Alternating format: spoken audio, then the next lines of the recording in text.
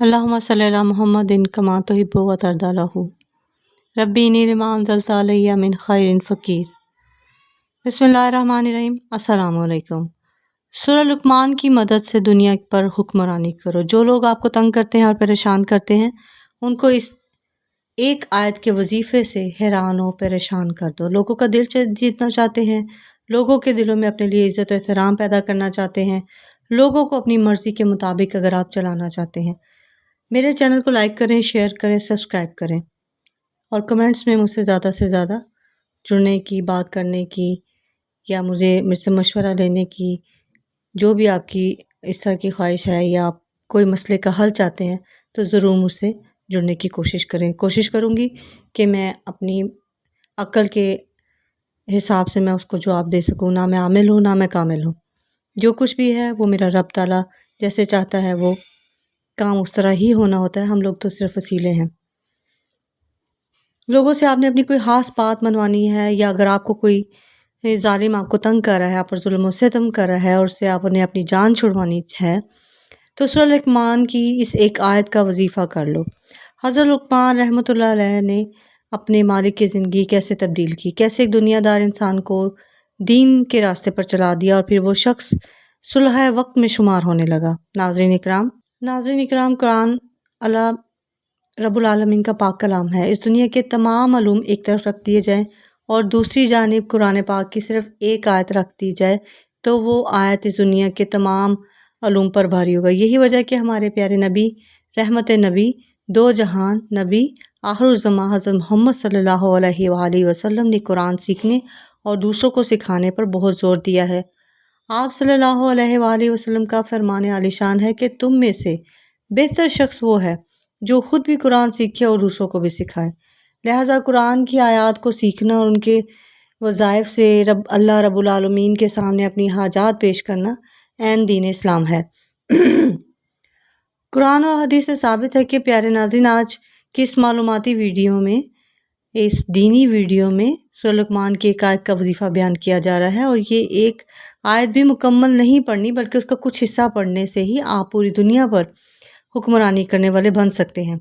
یعنی کہ آپ دوسروں کے دلوں پر راج کر سکتے ہیں، دوسروں کے دلوں میں اپنی عزت اور اپنا وقار پیدا کر سکتے ہیں اور آپ کے ایسے کام جو بگڑے ہوئے ہیں یا مشکلات کا شکار ہیں، آپ ان کاموں کو اس وظیفے کی مدد سے حل کر سکتے ہیں۔ سورہ لقمان قرآن پاک کی ایک انتہائی خوبصورت سورہ مبارکہ ہے جس سے حکیم لقمان نامی ایک شخصیت کا وجود بھی ثابت ہے، جسے اللہ نے حکمت عطا کی اور کہا کہ اللہ کا شکر ادا کرو۔ اس میں حکیم لقمان کے نسب اور خاندان کی بابت کا تو کوئی ذکر نہیں کیا گیا، البتہ اس میں ان کے حکیمانہ مقولات کا تذکرہ ضرور ہے۔ تاہم قدیم تواریخ اس امر کی گواہی دیتی ہیں کہ اس نام کا ایک شخص سرزمین عرب پر موجود تھا۔ قصص القرآن میں حکیم لقمان کا زمانہ 3000 قبل مسیح قرار دیا گیا ہے، لیکن بعض مفسرین اور مورخین انہیں حضرت داؤد علیہ السلام کا مصب بتاتے ہیں۔ اس طرح ان کا زمانہ 1100 قبل مسیح کے لگ بھگ بنتا ہے۔ بہرحال اہل عرب حکیم لقمان کو ایک مشہور شخصیت تسلیم کرتے ہیں اور صحیفہ لقمان کے نام سے ان کے حکیمانہ اقوال کو قدر و منزلت سے دیکھتے ہیں۔ ابن جریر، ابن کثیر جیسے مستند مورخین کی رائے ہے کہ مشہور لقمان حکیم افریقی نسل تھے اور عرب میں ان کی آمد بحیثیت غلام ہوئی تھی۔ ابن کثیر کے بقول لقمان نبی نہیں تھے اور نہ ہی ان پر وحی نازل ہوئی تھی۔ قرآن مجید کی کسی صورت میں بھی ایسا کوئی اشارہ موجود نہیں ہے جو لقمان کے نبی یا رسول ہونے پر دلالت کرتا ہے۔ البتہ ابن اسحاق نے وہب بن منبع کی روایت سے ہے کہ حضرت ابن عباس کا یہ قول نقل کیا ہے کہ وہ نبی تھے مگر رسول نہیں تھے، لیکن بیشتر علماء جو ہیں وہ اس قول سے اتفاق نہیں کرتے۔ شجرہ نسب لقمان بن عنقایہ یا سارہ ابن سندورن درج ہے۔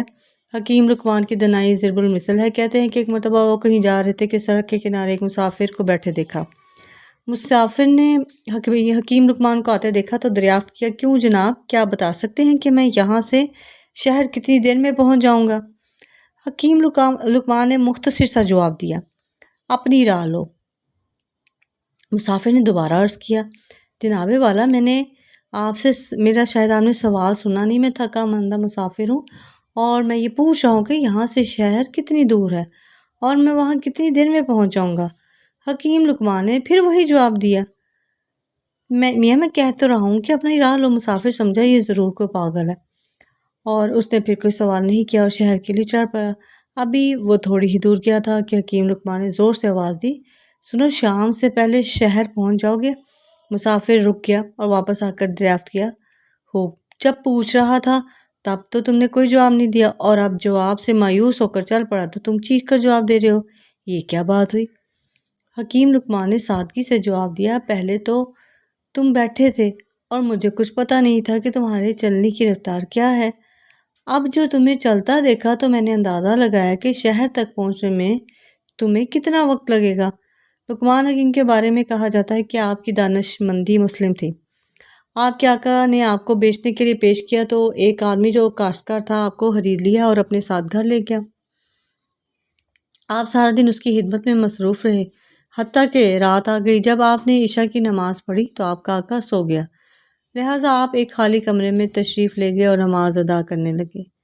جب رات کا ایک پہر بیت چکا تو آپ نے اپنے آقا سے کہا، میرے آقا، بہشت کو راستہ کیجیے اور جہنم کو بھڑکا دیا گیا ہے۔ جو شخص اخروی نعمتوں کو حاصل کرنا چاہتا ہے وہ اتنا زیادہ سویا نہیں کرتا۔ مالک نے جواب دیا، اے غلام، چلے جاؤ، میرا رب بڑا غفور الرحیم ہے۔ یہ کہہ کر وہ پھر سو گیا۔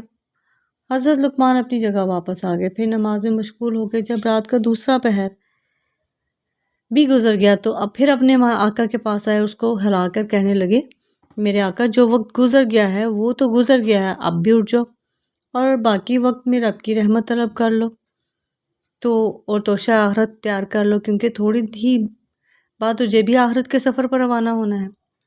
آپ کے مالک نے پھر جواب دیا کہ اے غلام، چلے جاؤ، مجھے سونے دو، میرا رب بڑا غفور الرحیم ہے اور نہایت مہربان ہے۔ حضرت لقمان پھر اپنی جگہ واپس آ گئے اور نماز ادا کرنے لگے۔ رات کا تیسرا پہر بیت گیا اور صبح ہونے کے قریب ہو گئی تو آپ پھر اپنے مالک کے پاس گئے اور کہا، میرے آقا، اب تو پرندے بھی اپنے گھونسلوں سے نکل کر ذکر میں مشغول ہو گئے ہیں اور بیابانوں میں جنگلی درندے بھی اپنے ٹھکانوں کو چھوڑ کر اللہ تعالیٰ کی حمد و ثنا میں مصروف ہیں۔ آپ بھی اپنی رب کی بارگاہ میں سے جو مانگنا چاہتے ہیں تو یہ اس کا بہترین وقت ہے۔ مالک نے جواب دیا، اے غلام، مجھے کچھ دیر اور سونے دو، میرا رب بڑا غفور اور مہربان ہے۔ حضرت لقمان پھر واپس چلے گئے اور صبح کی نماز ادا کرنے لگے۔ نماز کے بعد اپنے اور کاموں میں مصروف ہو گئے۔ اتنے میں آپ کا آقا بھی بیدار ہو گیا۔ اس نے آپ کو 10 سیر جو دی اور کہا کہ جاؤ ان کو زمین میں کاشت کرو۔ حضرت لقمان وہ جو لے کر اپنے پڑوسی کے پاس گئے اور جو اس کو دے دیا، اس کے بدلے میں باجرہ لیا اور زمین میں باجرہ کاشت کر دیا۔ کچھ عرصے بعد وہ باجرہ اگائے تو لقمان اور ان کے مالک جو زمین میں چکر لگانے گئے تو انہوں نے دیکھا زمین میں باجرہ اگا، دیکھا، کہنے لگے، لقمان، میں نے تجھے کہا تھا کہ زمین میں جو بونا ہے، لیکن تو نے باجرہ کیسے بو دیا؟ حضرت لقمان نے کہا، میرے آقا، میرا رب بڑا غفور الرحیم ہے، یعنی وہ چاہے تو زمین میں بویا ہوا باجرہ جو میں تبدیل کرنے پر قادر ہے۔ مالک نے کہا، تو نے درست کہا، لیکن جب تو زمین میں باجرہ بوئے گا تو پھر اس میں سے جو کیسے نکلیں گے؟ حضرت لقمان نے فرمایا، بالکل اسی طرح میرے آقا، جب آپ غافلوں کی طرح پڑے سوتے رہیں گے تو صالحین کے درجات کو کیسے پا سکیں گے؟ حکیم لقمان کی اس بات کا ان کے مالک پر ایسا گہرا اثر ہوا کہ اس کی جیسے زندگی ہی بدل گئی۔ اس نے دنیا داری سے رغبت بلا دی اور احکام الہی پر معمور ہو گیا۔ اللہ کے نزدیک اور مقرب بندوں کی بات میں اتنی تاثیر ہوتی ہے کہ وہ لوگوں کے دلوں میں گھر کر جاتی ہے اور ان کی دنیا کو بدل دیتی ہے۔ پیارے ناظرین و سامعین، اس واقعے میں ہم سب کے لیے بہت بڑی نصیحت ہے کہ جو لوگ اپنی نمازوں کو بھلا بیٹھے ہیں، قضا کرتے ہیں اور اللہ رب العالمین سے اپنا تعلق قائم نہیں کرتے تو پھر وہ اللہ کے معزز اور مقرب بندوں میں کیسے شامل ہو سکتے ہیں؟ لہٰذا رب العالمین سے اپنا تعلق مضبوط کرنے کے لیے نماز اور تلاوت قرآن پاک کی رسی کو مضبوطی سے تھام لینا چاہیے۔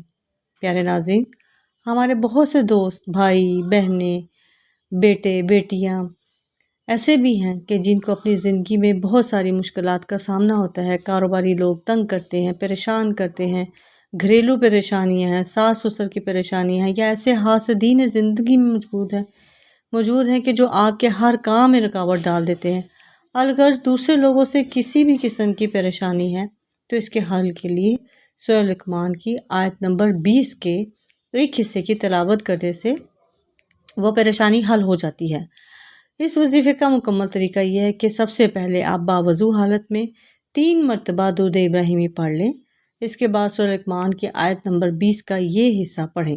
وہ حصہ یہ ہے: ان اللہ سخر لکم ما فی السماوات و ما فی الارض، اور اس کا ترجمہ یہ ہے: بے شک اللہ نے جو کچھ آسمانوں میں ہے اور جو کچھ زمین پر ہے سب کو تمہارے لیے تابع کر دیا ہے۔ آیت کے اس حصے کو آپ نے 41 مرتبہ پڑھ لینا ہے۔ اس کے بعد پھر سے 3 بار، پہلے بھی اول بھی درود ابراہیمی 3 بار اور آخر میں بھی آپ نے 3 بار درود ابراہیمی پڑھ کر دونوں ہاتھوں پر پھونک مار کر اپنے چہرے اور سر پر پھیر لیں۔ ہاتھوں کے ساتھ ساتھ پورے جسم پر پھونک مار لیں اور اس کے ساتھ ہی پانی پر دم کر کے بھی اس کو پی لیں۔ یہ عمل آپ نے کم از کم 7 دن تک لگاتار کرنا ہے، اور اگر اسے آپ ہر روز کا معمول بنا لیں تو یہ بہت ہی زبردست عمل ہے، مختصر سا عمل ہے، کسی بھی نماز کے بعد آپ کر سکتے ہیں۔ جیسے جیسے یہ عمل آپ کرتے جائیں گے آپ خود دیکھیں گے کہ کس طرح سے لوگ آپ کو عزت و احترام دینا شروع کر دیں گے۔ وہی لوگ جو آپ سے حسد کرتے تھے، بغض رکھتے تھے، آپ کو دیکھ کر منہ چڑھاتے تھے، خواہ وہ کوئی قریبی رشتہ دار ہو یا کوئی کاروباری فرد ہو، کوئی شریک دار، کوئی رشتہ دار، کوئی کاروباری شراکت والا، چند ہی دنوں کے عمل سے انشاءاللہ تعالی وہ آپ کو خصوصی توجہ دینے لگیں گے، آپ کی گفتگو سننے لگیں گے اور آپ کی ہر بات کو تسلیم کرنے لگیں گے۔ الغرض آپ جس شخص سے جو بھی کام لینا چاہیں وہ مانو من خوشی خوشی آپ کی ہر بات مانے گا۔ جان لیجئے کہ یہ معمولی عمل نہیں ہے، کلام پاک سے لیا گیا ہے، مجرب اور خاص الخاص عمل ہے۔ اسی لیے تو میں نے کہا ہے کہ نہ میں عامل ہوں نہ میں کامل ہوں، جو کام بھی ہونا ہوتا ہے وہ حکم ربی سے ہوتا ہے، قرآن پاک سے ہوتا ہے، آپ کی توجہ اور یقین سے ہوتا ہے۔ خاص توجہ اور یقین سے اس عمل کو کرنا ہے آپ نے۔ انشاءاللہ بحکم ربی دیکھتے ہی دیکھتے آپ کے حالات بدلنے لگیں گے، تمام بگڑے کام اللہ کی رضا سے حل ہونے لگیں گے۔ اللہ تبارک و تعالیٰ سے دعا ہے کہ نیکی کی بات کو سننے، سمجھنے، اس پر عمل کرنے کی طاقت و توفیق ہمیں مرحمت فرمائے۔ میرا سنانا اور آپ کا سننا قبول و منظور فرمائے، آمین یا رب العالمین۔ جزاک اللہ خیر۔